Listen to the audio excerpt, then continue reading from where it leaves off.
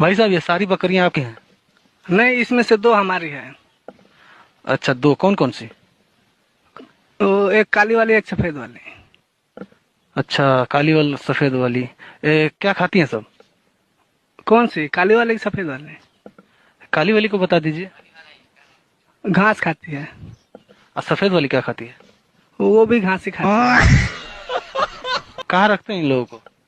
काली वाली की सफेद वाली? अरे भाई सफेदे वाली बता दीजिए। उधर बाहर मड़ई है, उसी में रखते हैं।